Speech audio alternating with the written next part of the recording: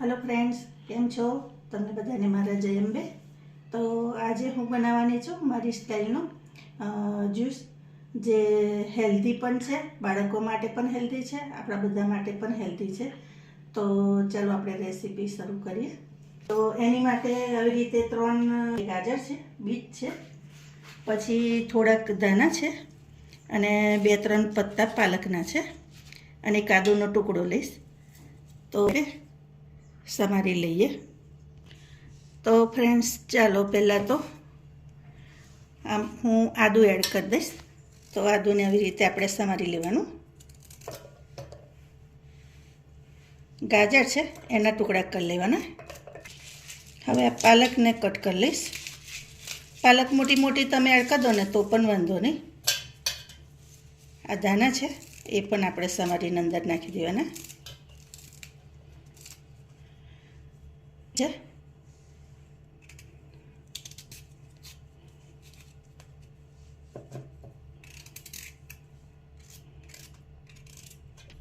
હવે ફ્રેન્ડ્સ આમળા છે, આમળાને તમે બધા આમ કરીને સમારતા હશે, એવું નહીં કરવાનું। જે એના કાપા હોય ને ત્યાં આમ કરીને આમ કરશો ને તો આખી એની પેશી જ અલગ પડી જશે। જો આવી રીતે પછી એના પછી તમે હવે આવું કરતા જશો ને એટલે દરેક પેશી એની અલગ અલગ પડશે। એટલે તમે આ રીતે કરશો ને તો આમળાનો ખોટો પલ્પ મતલબ બહારે નહીં જાય, વેસ્ટ નહીં જાય અને પ્રોપર તરીકેથી આમળા સમારાઈ જશે। તો આવી રીતે હું આમળા પણ સમારી લઉં। હવે આમાં આપણે થોડુંક પાણી એડ કરીશું, બહુ પાણી નહીં એડ કરીએ, થોડુંક અત્યારે કરીશું અને આને પીસી લઈશું। તો જ્યુસ આપણું થઈ ગયું છે। હવે આવો ચોખ્ખો કપડું લેવાનું, એમાં હું બધું એડ કરી દઈશ।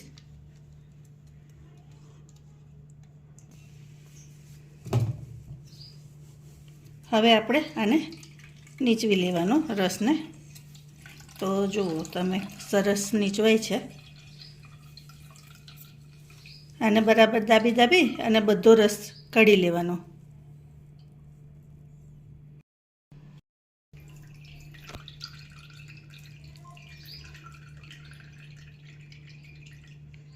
તો જો ફ્રેન્ડ્સ આવી રીતે બધો રસ કાઢી લેવાનો અને આ કૂચા છે એને રવા દેવાના। અને આપણે પરોઠા બનાવીશું, એ હું તમને આગળ બતાવું છું। આને ફેંકવાનું નહીં।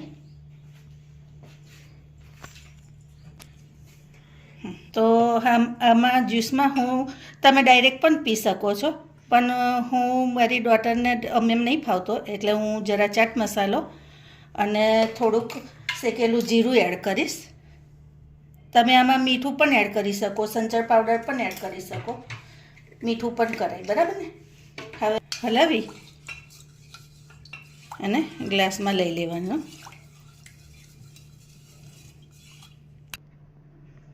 તો ફ્રેન્ડ્સ જો આપણું હેલ્ધી જ્યુસ તૈયાર છે। હવે આપણે જઈએ પરોઠા બાજુ। ચાલો તો હું તમને પરોઠા કેવી રીતે બને છે એની રેસીપી બતાવું।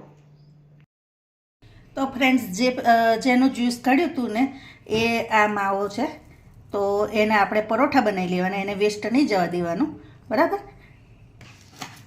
હવે એમાં નાખવા આ ડુંગળી લીધી છે, હવે આ દાણા છે,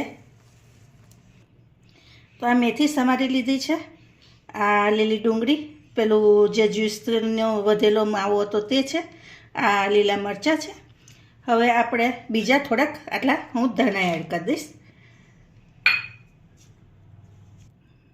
આદુ લસણ મરચાંની પેસ્ટ છે એ આટલી એડ કરી દેવાની।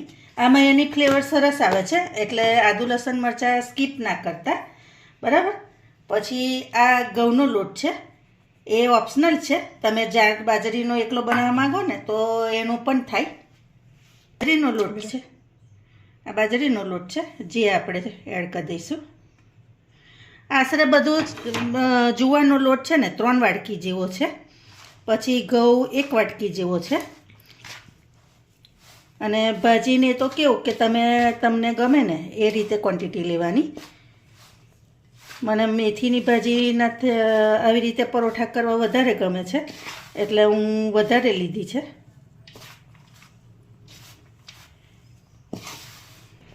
હવે આપણે આમાં દહીં એડ કરી દઈશું 2 ચમચી, અને મીઠું છે, મીઠું ટેસ્ટ પ્રમાણે એડ કરજો તમે.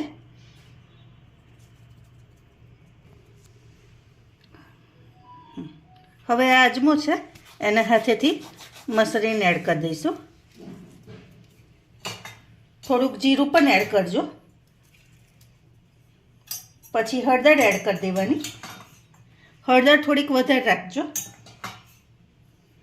આશરે મેં 1 ચમચી ફૂલ નાખી છે. આ તલ છે તો આપણે તલ એડ કરીશું. ધાણાનો પાવડર છે જે એડ કરી દઈશું. હવે આ બધું આપણે મિક્સ કરી લેવાનું.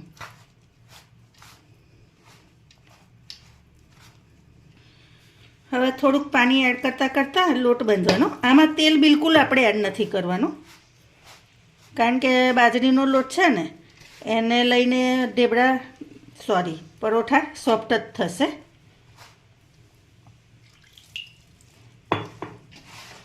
આમ તો તમે થેપલા કહો કે પરોઠા કહો, થોડોક ડિફરન્ટ આવે પરોઠા અને થેપલામાં.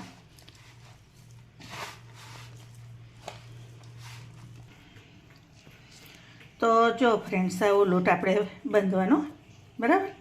અને એને બાંધવા માટે મારે આ ગ્લાસ લીધું હતું, ગ્લાસમાં આખું ભર્યું હતું મેં, તો જો આટલું પાણી બચ્યું છે, બરાબર. હવે તો આવી રીતે લુવું આપણે લઈ લેવાનું અને એને પોલા હાથે હલકા ઊભી રહે.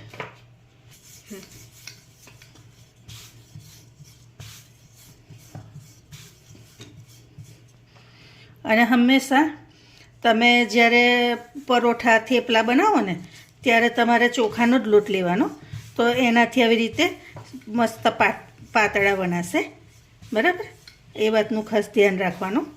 તો જો આપણે પરોઠા તૈયાર છે. હવે હું એને શેકી લઈશ. પરોઠા શેકવા માટે મૂકી દીધો છે લોઢીમાં. હવે આપણે આને ઉથલાઈ દેવાનું. તો જો ફ્રેન્ડ્સ, તમને આવું કાનાને ખાચાખૂચી થાય એવો પરોઠો ના ગમતો હોય ને, તો આવી રીતે ડબ્બો મૂકી અને આમ કરી અને એની સાઈડ પરની કિનારી બધી આપણે કાઢી લેવાની આવી રીતે. તો બધા પરોઠા એક સરખા થશે, બરાબર. હવે નીચેથી શેકાઈ જાય એટલે આપણે આની પર તેલ એડ કરી દેવાનું. તમે તેલ, ઘી, બટર તમને ગમે ને એ યુઝ કરી શકો છો. હું હમણાં તેલ લઉં છું. આવી રીતે બંને સાઈડે સરસ શેકી લેવાનું.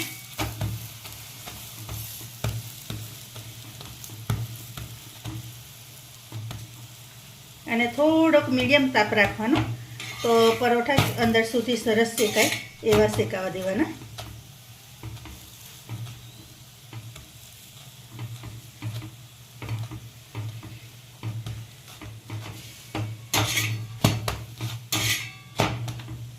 તો જો આવી રીતે બંને સાઈડે લાલ થઈ જાય ને ત્યાં સુધી એને શેકવા દેવાનો. હવે એને કાઢી લેવાનું. હવે આપણે જે ગોલ કર્યો હતો ને એ પરોઠો મૂકી દેવાનો શેકવા.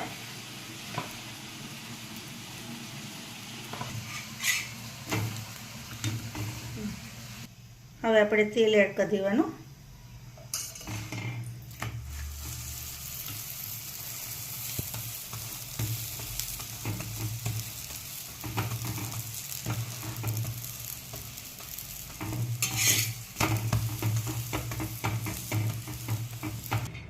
તો જો ફ્રેન્ડ્સ, જોયું, નજીકથી બતાવું તમને. તો એક તો શું છે, એક હેલ્ધી થેપલાય થઈ જાય પ્લસ હેલ્ધી પરોઠાય. તો બંને ઓપ્શનથી થાય. અને આમાં શું થશે કે તમારા છોકરાઓ પણ ખાઈ લેશે.